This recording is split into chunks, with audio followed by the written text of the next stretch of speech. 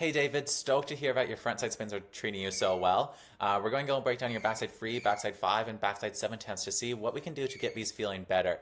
I went and read through this. Basically, you're having an issue where you went and started doing 5s, and your axis rotation is starting to get messed up, and now you're having trouble spinning on your flat rotation. So you're trying to figure out how you can go and separate it for your back 5s, back 3s, and back 7s, because back 7s are a trick that's going to really push your fundamentals and push your skills. So if you have any flaw with your takeoff, your drift, it's going to be emphasized to the maximum on the back 7. So even if it works, we need to make sure that it's a back 7 that's performed in the right way. And that's all going to stem from the 360 takeoff, and the 540 is a trick that really goes and messes all this stuff up, because I like to call backside 540s a cheat trick. There's a lot of ways you can cheat to make it and get it around, where you can't cheat for a back 7 and a back 3. It just will mess you up. So first, we have a back 3 here in the dome, and this is going to be what's highlighting most of your issues here. So your biggest issue on this backside 360 is your approach. Notice how you're going and getting onto your toe edge much too soon. You're getting onto your toe edge all the way over here. I want you to get on your toe edge over here at the spoon of the jump. So this means you need to go and delay your heel side carve, coming in and switching to your toes as you go through the transition, and that's going to give you a much straighter line. Because when you get into your toe edge this early, what's going to happen is you're going to be on your edge, and it's going to keep digging in, causing you to curve. And even more than just a last minute curve, it's going to cause your momentum to be shifted to the side. And sideways momentum is going to cause drifting, and it's going to make it so it's hard to control in the air. The next thing that we need to go and readjust here is your takeoff. So there's two things going wrong with your takeoff here. I'm going to make this big, and we're just going to zoom in. First of all, your shoulder is dropping. So see how your back hand's going up and your right arm's going down? This on a bigger scale and with more power is going to cause you to start corking. So we need this posture to be more flat parallel. You don't want your line to be angled like this. Let me wait for those lines. Okay. You don't want your shoulders to be dipping down on an angle. Instead, you want everything to be flat with the angle of the jump. I'll go and show an example of my backside 360, and we'll get more into that later. Your next problem is your spot. See how your eyes are still spotting forward even though your board has left off a takeoff. And when you're rotated 90, your head should be around, already looking towards that landing. So you're going and dropping your shoulder and not really leading the rotation with your upper body, and you're blocking yourself off a bit. And that's why you're going and getting caught up. So you can see you're going and popping, and then you're trying to look around, but you're not spotting until you're around 180. We can spot a lot sooner than this, and that will allow us to get a lot more control. And the reason why you're going and needing to go and move this around is not necessarily because of the drift. That's not affecting your power too much. Drift more affects control and axis. What's going and making it so you need to use counter rotation here is the fact that your head and upper body is delayed right here, causing you to need to go and tighten up and try whip it around. So those are the two things you need to change for this. Change that setup carve, get a smoother approach, transition to the heels through the spoon of the jump, and then keep your upper body on a flatter plane of axis, not letting your shoulders dip up and down. We're going to exit out of that one and move on to your airbag attempt. And once we get through all these attempts, we'll go and check out my 360s and 720s and stuff and see what we can do to move on to the next step. So here you can see that your mistakes are super emphasized because the jump's so much bigger. So your setup carve is actually better time for this jump. You can see that you're waiting to get to your toe edge into the blue lines here.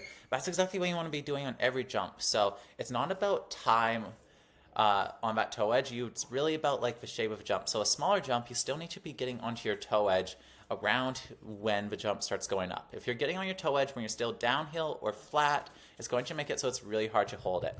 So your setup carve timing here isn't an issue, but on a jump this big, it is easier if, say, you're getting onto your toe edge for the first time here. So what I do is I'd hold heels just a little bit longer, and that's going to make it more delayed and make it easier to control. I can understand why that'd be a little scary because you don't want to fly off the side. So that's not too big of a deal, and it's fine for this jump. And we can see that your takeoff is quite a lot straighter here. That takeoff angle on the board, that's fine. We wanted to get it straighter, but that's like an acceptable amount. So that isn't your main issue here. Instead, what's causing your drift is this leaned forward motion. You leaning like this is causing your weight to be set over to the side, what's going to cause your momentum to kick you over. So what we need to do here is the same thing. Need to straighten up and stay strong, because when you take off leaned over like this, it's going to go and just have that axis of rotation match. So that's why you're corking, is because you're matching the angle that your body was on the takeoff. And we can see that this would work for a 5, but this is what I call a cheat cork. And that's where you're going and getting the cork through breaking at the waist instead of leaving off your tail. And that's a cork that isn't very powerful and flexible, and it's going to go and really make it hard to control the spin. So for this backside 360, you need to focus on keeping this upper body straight up, not angled forward, because as soon as you let yourself start angling forward on a jump this big, it's going to go and magnify these mistakes, causing you to topple over and get this cork axis that just won't work. So we're going to exit out of that and move on to the 540.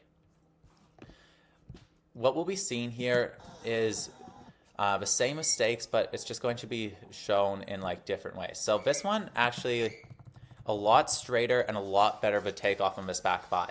You're throwing here and your takeoff is smoother and straighter than your backside 360. What's really good to see. We obviously want that on the backside 360 as well, but nice to see that you do have it here on the 5. So nice on the 5, getting around, caught up. Oh. It actually looks like that might have been the 360. Either way, this is a much better takeoff. Your problem here is you're crumpling over your front foot. So see how your body's bent over this foot and this leg's more straight? That means you're taking off too nose heavy. And nose heavy is going to also cause you to get off axis because you're not going with the angle of the jump. Instead, you're pushing down, what's going to cause you to spin on this like flat tail up path. So what you need to do here is be more patient and let yourself leave off the tail of your snowboard. Your weight is just shifted onto your front foot, and then why is your arm getting caught here? Okay, so the reason why your arm's getting caught is because you're on this weird axis from leaving nose heavy. We can see it right here. Actually, a couple more frames. Right here. See how your nose is dipped down and your tail's going upwards? That's not really what you want. You want your tail to be down more or just flat. You don't want your tail lifting, because we can see that you're all crunched up onto your main foot here with this extended, and that's going to put you on a weird axis that's going to be hard to lead the rotation. Because imagine trying to lead your backside spin with your left leg straight and crunching up on your right leg. It's going to make it hard, and it's going to make your pivot point over your right foot not easy. So we want to shift that pivot point from a front foot over to the back foot, and that's going to make things a lot more approachable. Yeah, so again, arms getting caught and everything here. It does look like you were going for a 5 here just by like the spot and getting leaded, but it's hard to tell. I wouldn't worry about the air too much. That's just everything comes from a takeoff, you know? So the takeoff is what we want to fix. And here is your 7. So I'm going to zoom in. And we're going to go and watch it walk. So takeoff. Yeah, takeoff angled a little bit early. Crunched over the front foot. Same mistake, causing you to get on this cork. This axis of rotation doesn't work for 7s. And the main reason for that is the spot's impossible. When you're this sideways at 270, it's impossible to go spot at the knuckle, and that means you're going to look up over around your shoulder to try to get the spin around. So that's my prediction on what we're going to see here. And there it is right there. See how you had to go let go of a grab and move your spot to around the shoulder? We always want to be spotting under the shoulder because that's going to keep our core tight and it's going to keep a pivot. So this is, again, just an issue off the takeoff, causing you to be on an axis that you're not going to be able to hold a spot and you're not going to be able to control. So we're going to go over to some of my 360s here because you're having mistakes and you're like struggling with a 5 and 3, 7, but it's really all the same mistake, and it's just coming from not having the takeoff fully dialed in. So we're going to go break down some of my 360s, some of my forms, just looking at the takeoff, breaking down why we're doing it this way, what's making it work, and then I'm going to give you a little bit of a recap and what steps to take, and yeah, we'll go from there. So one thing I really want you to notice on my 360s is I'm going and I'm keeping my shoulders and everything nice and flat. So see how when I'm taking off, my body is tall in a straight line, and most importantly, my shoulders are rotating in a relatively flat line. Where here, when you're taking off for your spins, you're usually crunching up this leg, making this leg more bent up and this leg more extended. That's going to cause your axis of rotation to be over this foot, where we really want every axis of rotation to be set over our back foot, because that's where we're going and matching the angle of the jump, and that's where we're going to be leaving off is that back foot tail. So you want your weight to be set over back foot. And the other thing I want you to notice here is look at my shoulders. Whenever I do a backside 360, I'm actually popping both my shoulders up and rotating fluid and smooth. So we're going to go and play this one back one more time. Watch my shoulders. I'm not going and throwing down into my grab. Instead, I'm lifting my whole chest up, and that's going to go and make it so I'm tall, extended, and I'm getting good pop up. And then watch my head position. Right at 90, I'm in this casual calm position. And that's going to set me up to go look under my arm. So you can see right at 90, I'm already spotting the knuckle, and I'm able to spot that the whole way. Where when you're taking off, you're going and keeping your head just a little bit more here. So your head position is sort of like here. When you're rotated 90, you need to just be leading that with your head a little bit more. I think why this is happening is because you're trying to not throw down. So it's making you delay your head movement. So what you need to work on is working on throwing and lifting. Because if you're lifting, then there's no problem with leading your head. You can go and leave the rotation as much as you want, and it's not going to go and cause you to break up the waist and not going to increase the drifting. So we need to get this throw from downward motion to an upward motion. So now we're going to go and look at the 5s and see what we want to be doing here. Because you're currently the most happy with your backside 540, but that's only because the backside 540 is very forgiving of the current mistakes you're making. Because we really need to get these 360s, 540s, everything we need has this super tech takeoff that needs to be dialed in. So we're going to go and watch the next one that's a little more corked, just so I can show you that like the cork does not come from breaking at the waist. So here, this one I'd specify as corked, and the reason why it's corked isn't because I'm going and leaning forward. You can see that my upper body is completely straight, and this is actually how we want to be corking our spins. Your cork shouldn't be coming from going and pivoting down, because that's going to put you on a weird axis that's hard to control. Instead, your cork should come from angling your rotation over your tail. So instead of braking, it's about just going and taking your whole body and leaning it into your tail, and that's how you get the cork formation. So here, my shoulder, tall and extended, is dropping down towards my tail more than the angle of the jump. And that's what's going to go and let me get the cork. If you go and match the angle of the jump, you're going to go and get a slight dip that will line you up for the landing, and then the more angle you add, the more corked it's going to be. So again, just emphasizing that we need that straight body takeoff, and we can still cork with it, and in fact, it will give you more control. And the last one we're going to go over here is the 7.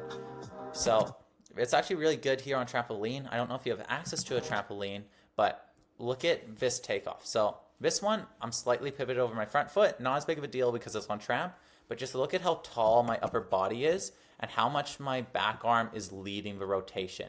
Chest spinning on a flat parallel, body straight. This is where power and consistency comes from for a backside spin. And then the last thing I want to show here is look at the spot. See how my rotation's flat? So I spot at 270, and then I can drop my head down and keep that spot going. It's a little hard to tell in this video. We'll see a bit more in the snowboarding, but when you're doing a perfect backside 7, perfect back 3, perfect back 5, your eyes are going to lock on the knuckle at the soonest point possible, and you're going to track it for the full rotation. The longer you can keep your eyes on the knuckle, the more air awareness and control you're going to have, just because you can see what's going on. If you have to go and break your vision even for a millisecond in the jump, it's going to disconnect your body, and that's going to make it so you can't keep going and changing your axis and getting more power. So this is a pretty big jump. We'll go and break down one on a smaller jump. Again, first of all, the straight takeoff, really important. You can't be doing these spins without a straight takeoff because it's going to make you land really heel heavy. And the next thing is, you can see I'm able to go and let my shoulders throw a little bit downwards towards my tail, but that's only because my upper body and legs are completely straight, keeping it a flat axis. And that's really the emphasis, and the thing we're trying to go and break down this video is we need you to get that back straighter. So I'm just going to make myself big screen quick. Oh, I guess I'll show the spot quick. So here you can see my head is locked on the knuckle. I go and speed it up a little bit, but I'm actually not going and losing sight of the landing for this. Instead, I'm just shifting my head into a position that's going to let me pull and lead the spin more. What's exactly what we want to be doing. If we're going in and moving our head and rotating it faster, it should be to speed up the spin, not readjust our axis. So, end notes, I think you need to just go back, work on the 360s. All of your mistakes are happening just off of the takeoff. So it's not the time to be moving on to 540s, 720s. It's just not beneficial. You can go and do the tricks and you can go and bullshit them, but we're not trying to go and do that because it's not going to make you a better snowboarder in the long run. If you're struggling with a good 360, that means you're going to struggle with every single backside spin. So even if you can find a way to bullshit it and make it work for a 5, you can go make it to your feet on a 7, you're never going to be able to progress past 720. So what I recommend for you is take a step back, go back to the backside 360, and figure out how to do the spin with lifting your chest and leaning the body with getting a straight takeoff. That is the baseline requirements for doing these tricks and moving on. You need to go and have that straight line that's letting you go and pop up and have your upper body lifting and keeping everything tall and stacked. Once you can do that on your 360s, you'll be able to do that on your 5s, you'll be able to do that on your 7s. When I went and joined my team in Whistler, I went and did what's called the Jolo, and that's where Joe takes you and he just tears you down and makes it so you can't do anything but 360s until you master them.